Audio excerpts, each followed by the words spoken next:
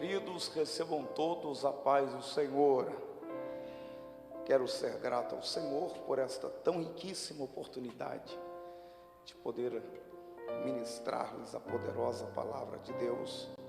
Para tanto, louvar a Deus pela vida do nosso pastor presidente, pastor Edivaldo Filho.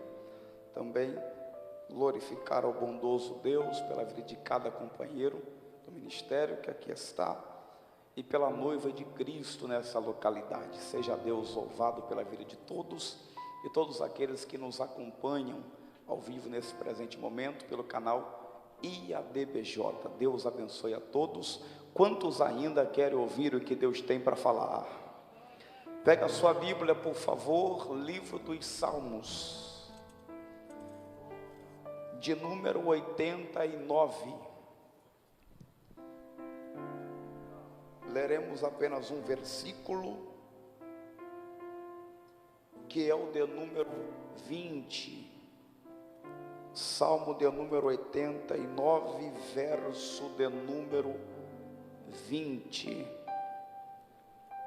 Glória a Deus. Quem encontrou a referência bíblica, diga amém. Diz a epígrafe ou texto áureo: trace à memória o pacto de Deus com Davi, a fim de que Deus livre o seu povo dos males presentes. Verso de número 20: achei a Davi, meu servo, com o meu santo óleo ungi. Achei a Davi, meu servo, com o meu santo óleo ungi. Eu conto até 3 e você repete a leitura. Vamos lá? 1, 2, 3.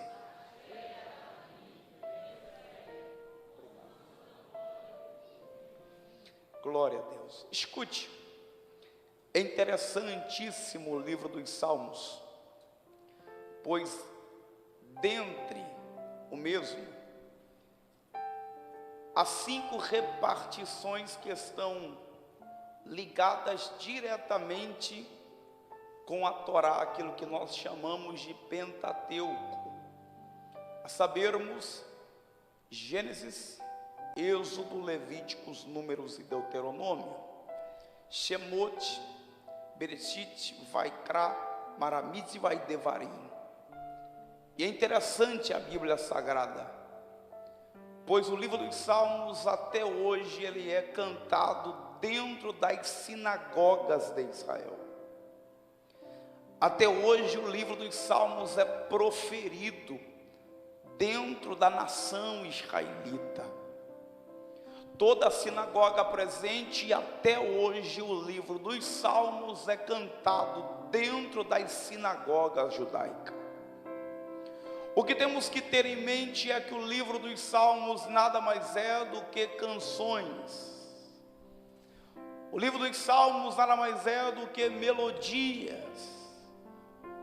Nesse período recebia-se o nome de salmista. Se fosse nos tempos odiernos e contemporâneos, os chamaríamos de compositor. Aqui não há somente salmos de Davi, há também salmos de Asaf, salmo dos filhos de Coré ou de Corá, salmos de Salomão, salmos de Moisés.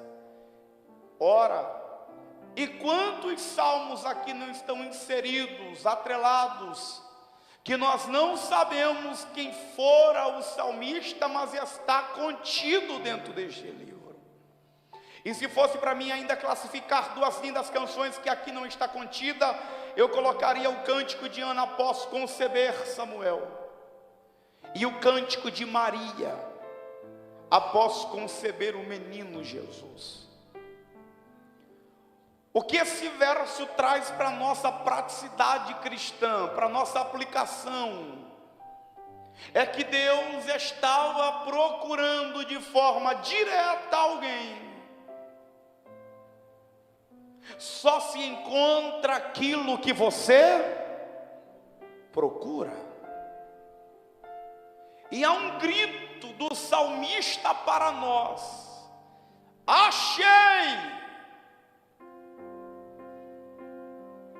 a Davi meu servo. Observe que antes dele ser chamado de servo, ele é chamado pelo nome que tem. Qual? Davi. E após ele entender que ele carrega um nome, ele recebe o título de alguém que serve. Achei a Davi meu servo. O que Deus está dizendo é propriedade minha. Quem não vive para servir, não serve para viver. E com o meu santo óleo, eu ungi.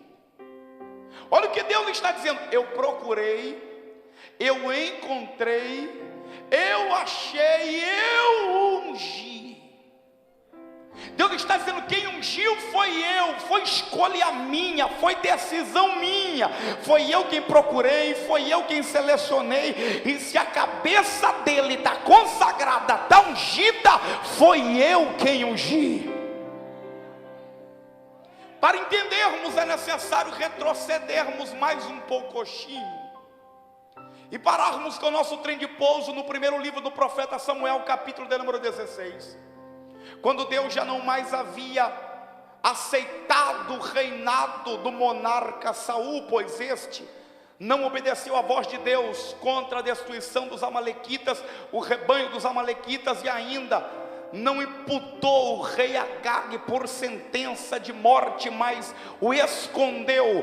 Deus havia dito ao profeta: diga a Saul que elimine a todos a fio de espada, inclusive o rebanho e o rei Agag. Mas quando Saul chegou, Saul percebeu que, quando o profeta Samuel chegou, ele havia percebido que Saul havia escondido uma parte do rebanho e ainda havia escondido o rei Agag. Saul ouviu que o profeta disse, mas não obedeceu. Vai dar gosto de bezetacil na boca, mas segura. Vale mais uma grama de obediência do que 1 quilo de oração. Tem muita gente que ora muito, mas obedece pouco. E o profeta disse: é melhor obedecer do que sacrificar. Saul ouviu, mas não obedeceu. Por esse inteirinho ainda perdeu o trono. E por um segundo motivo, ele não fazia parte da linhagem de Judá, da tribo de Judá. Ora, e quando nós olhamos para Israel, que anteriormente se chamava Jacó, o filho de número 4 de Jacó era-se Judá. E no leito de morte, Jacó disse a Judá: Judá, de ti sempre haverá rei, o cetro jamais sairá da tua mão, pequeno leão. Ora, Saul não era da tribo de Judá, Saul era da tribo de Benjamim, assim também como Saulo. E aí Deus agora vem e diz ao profeta Samuel: Samuel, eu já sei quem eu vou levantar. Não tem aparência de rei, não tem cara de rei, não tem jeito de rei, é franzino, mas é alguém que satisfaz e traz alegria para o meu coração.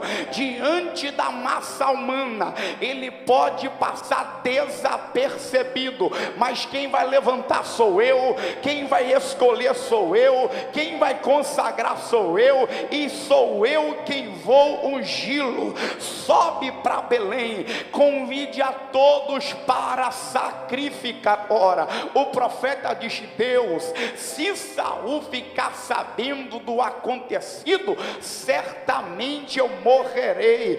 Aí Deus orienta o profeta: qual será a via, qual será a rota que ele há de caminhar. Deus diz ao profeta Samuel: convide a Jessé o belemita para o banquete, e entre os filhos do tal eu levantarei aquele que eu escolhi. Observe bem que antes da consagração tem o ato ato do sacrifício, tem a renúncia, tem o deixar de lado, tem o abrir mão. E é neste período, quando todos estão no presente momento no ato do sacrifício, e que o profeta está com um chifre de carneiro na mão. E vale a ressalva: na consagração de Saul, o profeta estava com um vaso de barro na mão. Na consagração de Davi, o profeta está com um chifre de carneiro na mão.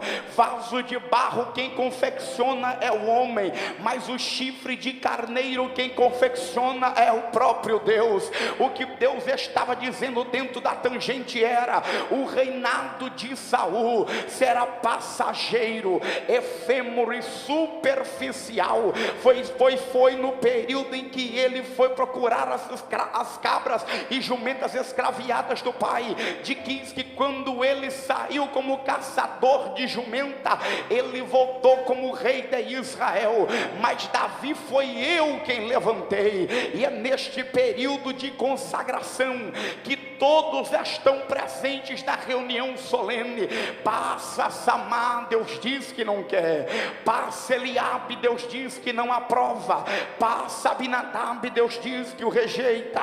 Aí o profeta indaga o pai da família e diz a Jessé: acabou-se todos os mancebos. E Jessé dá o veredito final dizendo: não, ainda tem um, e ele é o menor. Não tem cara de rei, não tem jeito de rei, não tem aparência de rei. Aí o profeta retruca e toma a palavra com autoridade dizendo: ninguém se assenta em volta da mesa, ninguém come do pão e ninguém bebe do vinho, enquanto ele não chegar. Dentro da cultura judaica, todas as ovelhas malhadas ficavam na parte interna, no fundo da casa, pois acreditava-se que aquilo ali era um símbolo de maldição dentro de Israel. E todas as vezes que um chacal do deserto se levantava, sendo ele urso, leão ou lobo, e destruía uma pequena ovelha daquela, entendia-se que a maldição estava sendo arrancada de dentro de Israel. Foi neste período então que depois Davi se apresenta diante de Saul na batalha travada contra os filisteus, e Saul indaga perguntando se ele tem estratégia de guerra. Ele diz: eu tenho sim, senhor, eu cuido das ovelhas de papai, e todas as vezes que se levanta um urso, eu sei como lidar com ele, e todas as vezes que se levanta um leão, eu sei como lidar com ele, e todas as vezes que se levanta um lobo, eu sei como lidar com ele. Eu pego o leão pelas orelhas, jogo no chão, rasgo no meio, levanto para cima como sinal de vitória, e mostro para a ovelha que aonde tem bom pastor, urso, leão e lobo não pode se aproximar. E todas as vezes que vem um lobo, eu pego o lobo pela barbicha, jogo no chão, rasgo no meio, levanto para cima como sinal de vitória, e mostro para a ovelhinha que aonde tem bom pastor, urso, leão e lobo não pode se aproximar. Levanta a mão direita para o céu quem tem glória, levanta a mão esquerda quem tem aleluia, levanta as duas mãos por gentileza. O espírito de profecia diz a meu espírito dizendo: Igor, diga à minha igreja que enquanto eles estão aqui, eu como bom e sumo pastor estou cuidando dos detalhes mais minuciosos. Enquanto você está aqui, ele cuida da tua casa. Enquanto você está aqui, ele cuida da família. Enquanto você está aqui, ele está cuidando dos teus sonhos. Enquanto você está aqui, ele está cuidando dos teus projetos. Enquanto você está aqui, ele está cuidando literalmente de tudo. Se tem alguém que recebe esta palavra, levante a mão e faz o barulho que o diabo não gosta de ouvir. o Davi pastor de ovelhas. Aí o profeta Samuel diz: manda chamá-lo, ninguém se assenta enquanto ele não chegar. Eu até parece que vejo linguagem alegórica, Eliabe chegando na porta do aprisco e dizendo: Davi, oh Davi, o profeta está em casa. E ele disse que enquanto você não chegar dentro de casa, ninguém come do pão e ninguém bebe do vinho. Ora, Davi entendeu que era Deus por intermédio do profeta que o chamava, pois neste período quem recebia orientação divina por porções era reis, profetas e sacerdote. Ele entendeu: é Deus por intermédio do profeta que me chama. Ele se atentou e correu para dentro de casa. O conselho que Davi vai trazer para nós e para nossa praticidade cristã é que todas as consagrações de rei dentro de Israel era de 2 semanas. Ora, eu vou repetir: a consagração de reis dentro de Israel era de 2 semanas. Todos os tocadores de harpa da região estão presentes, porém o principal tocador de harpa não estava. Eu até parece que vejo Davi dizendo: eu posso cantar para vocês uma canção que eu mesmo compus. Ele puxando uma cadeira, colocando no centro da sala, tirando da sacolinha uma harpinha que ele mesmo fez com a mão, e cantando o salmo mais quisto e conhecido de toda a Bíblia: o Senhor é o meu pastor e nada me faltará. Deitar-me faz em verdes pastos, guia-me mansamente pelas águas tranquilas, refrigera minha alma por amor do teu nome. E ainda que eu andasse pelo vale da sombra da morte, eu não temeria mal algum, porque tu estás comigo. A tua vara, o teu cajado me consola. Prepara perante mim uma mesa na presença dos meus inimigos, e unge a minha cabeça com óleo. Mas eu não quero de conta-gota, não. Eu quero que o meu cálice transborda. Certamente que a bondade e a misericórdia do Senhor me seguirão, e habitarei na casa do Senhor por todos os dias da minha vida. Está na Bíblia. Foi nesse período então que o profeta consagrou, ungiu a cabeça de Davi.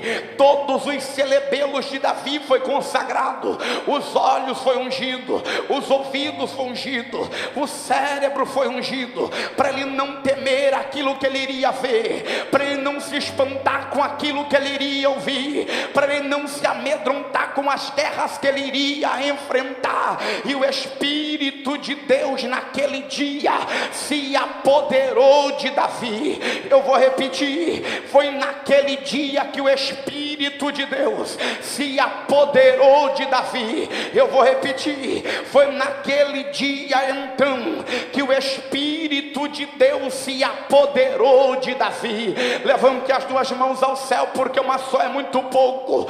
Diga para alguém: o Espírito de Deus vai se apossar de você. O Espírito de Deus vai se apossar da tua casa.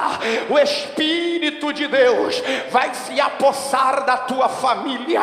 O Espírito de Deus vai se apossar da tua chamada.